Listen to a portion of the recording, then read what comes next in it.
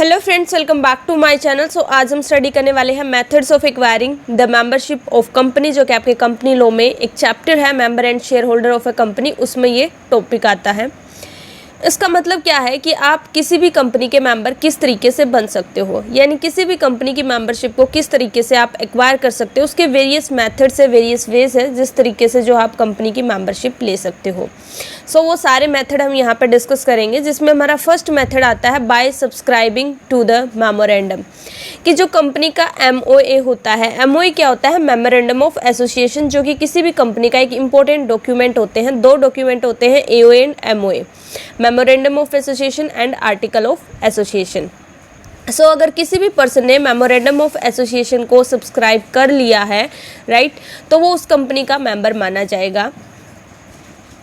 अगर आपके जो है आपने मेमोरेंडम में आपका नाम लिखा गया, एक तरीके से मेमोरेंडम पे अगर आपने सिग्नेचर कर दिए, तो आप जो क्या बन जाओगे, उस कंपनी के मेंबर बन जाओगे। और इन मेंबर को हम बोलते हैं स्टैट्यूटरी मेंबर्स ऑफ कंपनी। इसको हम जो है स्टैट्यूटरी मेंबर्स ऑफ कंपनी क्यों बोलते हैं? इसका रीज़न ये है क्योंकि अगर आपका नाम, आप जिन्हें जो है अगर मेमोरेंडम को सब्सक्राइब किया हुआ है, उसके बाद जो है चाहे आपका जो है रजिस्टर ऑफ मेंबर्स में नाम रजिस्टर हुआ है या नहीं हुआ है, वहाँ पे नाम लिखा या नहीं लिखा, उसके बाद भी जो है आप कंपनी के मेंबर माने जाओगे। क्योंकि ऐसा होता है नॉर्मली कि जिसका नाम जो है कंपनी के रजिस्टर ऑफ मेंबर में लिखा गया है, रजिस्टर किया गया है, एंटर किया गया है, उसी को हम जो है कंपनी का मेंबर बोलते हैं। बट इस केस में अगर आपने मेमोरेंडम को सब्सक्राइब किया हुआ है, तो फिर जो है आप स्टैट्यूटरी मेंबर ऑफ कंपनी हो जाते हैं। कि अगर आपका नाम रजिस्टर में लिखा है, नहीं लिखा, वो चीज़ मैटर नहीं करती। अगर आपने मेमोरेंडम को सब्सक्राइब कर लिया, तो आप जो है उस कंपनी के मेंबर माने जाओगे। तो इसमें जो आपको एक केस भी दिया गया है, जिसमें दिया हुआ यूपी ऑयल मिल संजमा। इसमें मतलब सिंपली आपको यही बताया गया कि अगर आपने मेमोरेंडम को साइन कर लिया, तो ये उस पर्सन को, मतलब क्या लिखा हुआ है, a person is deemed to have given his consent to become a member of the company. इसका मतलब जो है पर्सन ने क्या दी, एक तरीके से कंसेंट दे दी है कि वो कंपनी का मेंबर बन गया, तो उसको माना जाएगा। इसके बाद क्या लिखा हुआ है, in the case of collector, और ये जो इक्विटी इंश्योरेंस कंपनी वाला जो सेकंड केस दिया हुआ है, इसमें भी यही बात की गई है कि ये ज़रूरी नहीं है कि आपका जो नाम है वो रजिस्टर में एंटर हुआ है कि नहीं हुआ। अगर आपने जो है मेमोरेंडम को सब्सक्राइब किया है, आप जो है कंपनी के मेंबर माने जाओगे।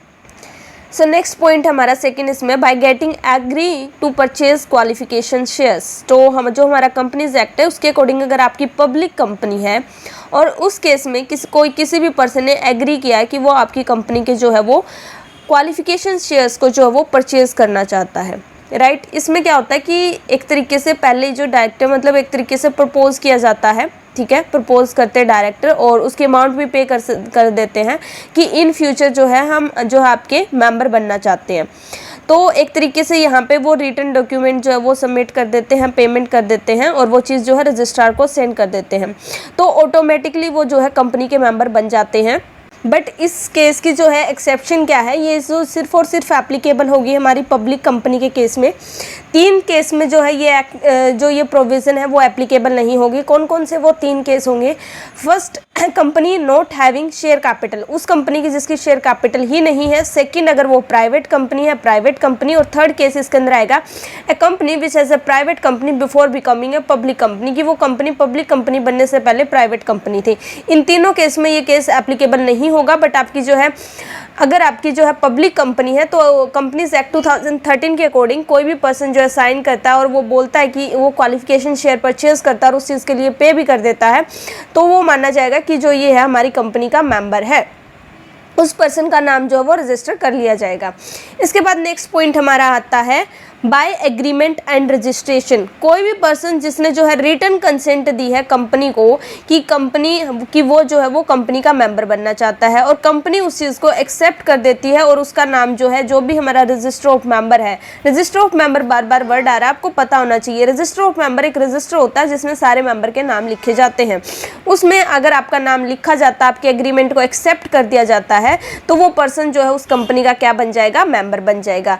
नेक्स्ट पॉइंट हमारा आता है by application and allotment. Application and allotment जो हमारा ये है according to section 2 subsection 55 of the companies act. इसमें क्या किया गया है कि अगर कोई भी पर्सन अप्लाई करता है, वो एप्लीकेशन दे रहा है कंपनी को कि वो उस कंपनी का मेंबर बन रहा है, ठीक है, वो उस कंपनी के शेयर परचेज करना चाहता है, ठीक है। और कंपनी उसको जो है शेयर अलॉट भी कर देती है, राइट, कि उसने क्या करा, प्रपोजल करा और कंपनी ने क्या करा, उस प्रपोजल को क्या कर लिया, एक्सेप्ट कर लिया।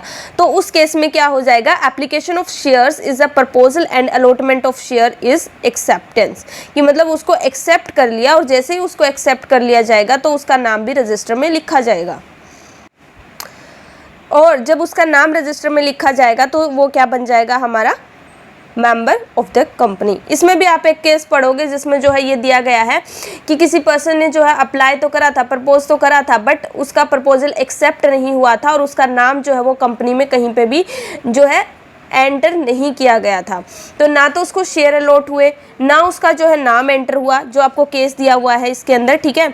इस केस के अकॉर्डिंग बात कर रही हूँ मैं। इस केस में यही लिखा हुआ है कि एक तरीके से इस पर्सन ने जो है एग्रीमेंट तो दिया था, बट जो है कंपनी ने उस चीज़ को एक्सेप्ट नहीं करा था, तो ना तो उसको शेयर अलॉट हुए, ना उसका नाम एंटर हुआ, तो इस वजह से जो है वो कंपनी का मेंबर नहीं बना। तो जब भी कंपनी जो है कुछ टाइम बाद वाइंडिंग अप होने लगी, यानी कंपनी बंद होने लगी, तो जब कंपनी बंद होती है तो मतलब सबको अपना शेयर दे दिया जाता है और इस पर्सन को नहीं दिया जाता। तो यहाँ पे क्या हुआ कि इसने जब केस किया तो इस केस में यही है कि इसको क्या हुआ कि इसको मेंबर नहीं था तो इसको कोई भी शेयर नहीं मिलेगा। क्यों? क्योंकि इसके प्रपोजल को एक्सेप्ट ही नहीं किया गया था, इसका नाम कहीं भी जो है कंपनी के रजिस्टर में नहीं लिखा हुआ था, इस वजह से। नेक्स्ट पॉइंट हमारा है by transfer of shares. By transfer of shares में क्या लिखोगे, जब भी मान लो मैंने किसी कंपनी के शेयर जो है वो परचेज कर रखे हैं, तो according to section 44 of the companies act, इसमें क्या है कि मैंने शेयर खरीदे हुए हैं, तो शेयर्स हमारे क्या होते हैं, मूवेबल प्रॉपर्टी है जिसको हम किसी और को इजीली ट्रांसफ़र कर सकते हैं। मैंने अपने शेयर आपको जो है ट्रांसफ़र कर दिए, ठीक है, क्योंकि हमारे जो कंपनी के आर्टिकल्स में भी ये चीज़ लिखी हुई थी कि हम ट्रांसफ़र कर सकते हैं, तो मैंने अपने शेयर्स को जो है आपको ट्रांसफ़र कर दिया। और कंपनी को एक तरीके से एक जो है ट्रांसफ़र का इंस्ट्रूमेंट यानी एक ट्रांसफ़र सर्टिफिकेट मैंने उनको दे दिया, राइट, कि मैंने अपने शेयर्स जो है वो किसी और को डिलीवर कर दिए, किसी और को ट्रांसफ़र कर दिए। तो मैं तो बन जाऊंगी क्या, कंपनी की ट्रांसफरर बन जाऊंगी, मैंने शेयर को ट्रांसफ़र किया है, राइट। और आप क्या बन जाओगे, आपको जो है शेयर्स मिल गए हैं तो आप बन जाओगे ट्रांसफरी। तो कंपनी क्या करेगी, ट्रांसफरर का नाम रिमूव कर देगी, यानी मेरा नाम जो है रिमूव कर देगी, क्योंकि मैंने जो है अब वहाँ से क्या कर दिया, अपने शेयर तो ट्रांसफ़र कर दिए, तो शेयर ट्रांसफ़र कर दिए तो मैं अब उस कंपनी की मेंबर नहीं रहूँगी। और आप जो है ट्रांसफरी थे, आपको शेयर मिल गए, तो आपका नाम जो है रजिस्टर में एंटर कर दिया जाएगा और आप कंपनी के मेंबर बन जाओगे, राइट। नेक्स्ट हमारा पॉइंट आता है by transmission of shares. Transmission of shares और ट्रांसफ़र ऑफ शेयर दोनों देखने में थोड़े से सिमिलर लगते हैं, बट दोनों बहुत डिफरेंट टर्म है। इन दोनों का डिफरेंस मैंने अपने एक वीडियो में कराया है, कंपनी लॉ की अलग से प्लेलिस्ट बनी हुई है, वहाँ पे जाके आप चेक कर सकते हो। इन दोनों का डिफरेंस कराया हुआ मैंने टैबुलर फॉर्म में। तो बाय ट्रांसमिशन ऑफ शेयर क्या होता है कि मान लो यहाँ पे क्या था कि मैंने अपनी मर्जी से अपने शेयर ट्रांसफ़र करे थे, यहाँ पे मैं अपनी मर्जी से नहीं कर रही। मान लो मेरी डेथ हो जाती है या मैं इंसॉल्वेंट हो जाती हूँ, मेरा दिवालिया निकल जाता है, मेरे पास पैसे ही नहीं, दिमाग से मैं पागल हो जाती हूँ, तो उस केस में जो भी मेरा लीगल रिप्रेजेंटेटिव होगा ऑटोमेटिकली जो है जो बाय ऑपरेशन ऑफ लॉ उसको मेरे शेयर ट्रांसफ़र हो जाएंगे, राइट। जितने भी राइट्स वगैरह थे सारे लीगल, जो भी मेरा लीगल रिप्रेजेंटेटिव होगा उसको मिल जाएंगे। अब जो है उसका नाम रजिस्टर में एंटर किया जाएगा और वो मेरी जगह पे कंपनी का मेंबर बन जाएगा। तो ये होता है by transmission of share. Next हमारा है बाय डॉक्ट्राइन ऑफ एस्टॉपल, और इसी को हम बोलते हैं बाय होल्डिंग आउट। इसका मतलब क्या है कि मान लो कोई भी पर्सन है, उसने अपनी जो है कंसेंट दी है रजिस्टर अप की, वो जो है कंपनी का मेंबर है, या फिर मान लो उसके बिहेवियर से लग रहा है कि वो कंपनी की सारी मीटिंग अटेंड कर रहा है, राइट, और वो ऐसे भी नहीं बोल रहा कि मैं कंपनी का मेंबर नहीं हूँ, उसको पता है कि वो कंपनी का मेंबर है, उसके बाद भी उसने जो है अपना नाम कंपनी से वापस नहीं लिया, रिक्वेस्ट नहीं करी कि मैं इस कंपनी का मेंबर नहीं हूँ, फिर भी मेरे को जो है एज ए मेंबर ट्रीट किया जा रहा है। उसके बिहेवियर से लग रहा है कि वो सारी जो है डिविडेंड भी एक्सेप्ट कर रहा है, कंपनी की मीटिंग्स भी अटेंड कर रहा है। तो जब हम देखने से चीज़ें लगती हैं, ठीक है, तो वो चीज़ हमारी क्या हो जाती है, बाय होल्डिंग आउट, कि ऐसा देखने से तो इसका मतलब वो जो है उसको एज ए मेंबर ही ट्रीट करा जाएगा, कंपनी उसको मेंबर ही मान रही है, ठीक है, और उसका रजिस्टर में नाम भी लिखा हुआ है कि वो मेंबर है। तो इस वजह से जो है हम क्या बोलेंगे कि वो जो है कंपनी का मेंबर माना जाएगा। अगर मान लो कंपनी ने जो है उस पर्सन का नाम गलती से भी लिख दिया, ठीक है, तो उसका फ़र्ज़ बनता है कि अगर वो रोंगली एंटर हुआ उसका नाम एज ए मेंबर, तो वो जो है उस केस के लिए मतलब कंपनी से बात करे और अपनी पोजीशन को एक्सेप्ट ना करे। अगर वो नहीं बनना चाहता तो सिंपली जाके वो उसको जो है मना कर दे कंपनी को कि मैं जो है कंपनी का मेंबर नहीं हूँ, तो उसके पास ये ऑप्शन होता है। बट अगर वो ये बात जानने के बाद भी जो है वो उस चीज़ पे कोई भी एक्शन नहीं ले रहा और सारी मीटिंग्स वगैरह सब कुछ ऐसे अटेंड कर रहा है, डिविडेंड भी ले रहा है, तो फिर जो है वो एज ए मेंबर ही जो है उसको ट्रीट करेंगे, वो कंपनी का मेंबर ही माना जाएगा। इसके बाद नेक्स्ट हमारा आता है by surrendering share warrant. Share warrant क्या होते हैं? शेयर वारंट कंपनी जो है अपने एक तरीके से पर्टिकुलर टाइम में स्पेशल टाइप के शेयर निकालती है कि जो है ये शेयर आप परचेज कर सकते हो, उसमें कुछ स्पेशल राइट्स वगैरह होते हैं। तो जब कंपनी शेयर वारंट इशू करती है तो जो भी पर्सन शेयर वारंट को परचेज करेगा वो हो जाएगा शेयर वारंट होल्डर, कि उसने शेयर वारंट को होल्ड किया, तो वो उस चीज़ का होल्डर बन जाएगा। अगर वो कंपनी का मेंबर था तो उसका नाम स्ट्रक ऑफ कर दिया जाएगा, उसका नाम काट दिया जाएगा कंपनी के रजिस्टर से, क्योंकि जो मेंबर जो है जो भी कोई भी पर्सन है, अगर वो शेयर वारंट अगर उसने परचेज करे तो वो कंपनी का मेंबर नहीं बन सकता। पहली बात तो उसका नाम रजिस्टर नहीं किया जाएगा, अगर उसका ऑलरेडी नाम रजिस्टर है तो उसके नाम को काट कर दिया जाएगा। ठीक है, जो भी हमारा रजिस्टर होगा मेंबर का उसमें से उसका नाम हम काट देंगे। बट अगर कोई मेंबर जो है उस चीज़ के लिए रिक्वेस्ट करता है कि वो जो है अपने शेयर वारंट जो है वापस कर देता है कंपनी को, ठीक है, सरेंडर कर देता है मतलब वापस कर देता है, रिटर्न कर देता है, और अपना नाम जो है वापस जो है बोलता है कि भाई मेरा नाम जो है मुझे एज ए मेंबर रख लो और एज ए मेंबर जो है मुझे ट्रीट करो और मेरा नाम जो है इस जो हमारा रजिस्टर है मेंबर का उसमें एंटर कर दिया जाए, तो वो जो है दोबारा जो है हमारी कंपनी का मेंबर बन सकता है, उसको मेंबरशिप दोबारा से मिल जाएगी, री एंटर हो जाएगा उसका नाम।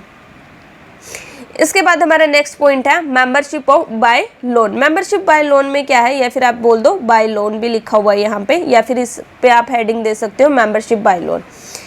इसमें क्या है कि मान लो किसी भी पर्सन ने जो है कंपनी को लोन प्रोवाइड करा है अगेंस्ट इट्स शेयर, कि उसने बदले में कंपनी के शेयर खरीद लिए और कंपनी को बदले में क्या दे दिया, लोन दे दिया। कंपनी को लोन मिला है और पर्सन को क्या मिल गया बदले में, शेयर्स मिल गए। तो उस केस में क्या होगा, जो भी होगा वो पर्सन, तो उसका नाम जो है कंपनी के रजिस्टर में लिखा जाएगा और जो है उसको कंपनी का मेंबर ट्रीट करा जाएगा।